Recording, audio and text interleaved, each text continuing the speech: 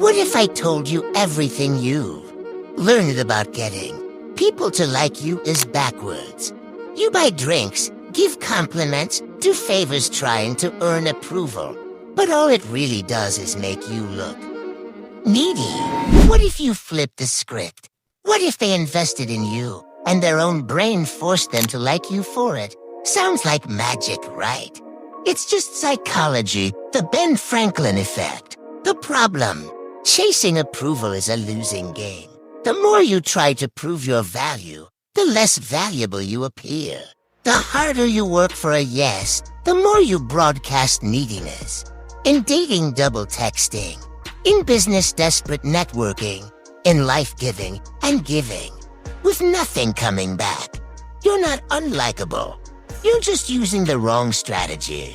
The psychological secret. Benjamin Franklin once wanted to win over a rival who disliked him. So what did he do? No gifts. No compliments. He simply asked to borrow a rare book. The rival agreed, and their relationship transformed. He became one of Franklin's allies. Why? Cognitive dissonance. If I help you, my brain must justify it. Why would I help someone I dislike? Oh, I must like them. Doing favors for others builds resentment. Getting them to do a favor builds rapport. The 3-step framework. Step 1, the small ask. Don't ask for a kidney. Start tiny. Can I get your thoughts on this? You're good at this, could you show me? Can I borrow that book? Make it simple, specific, easy to say yes to. Step 2, make it about their expertise. Frame the request around their skill or taste. You have a great eye, what do you think? I trust your taste in this. Any suggestions? People love feeling valued, not used. Step 3, the graceful receive. When they help, accept with genuine appreciation. Don't rush to return the favor, you break the effect. Let their subconscious sit with the fact that they invested in you.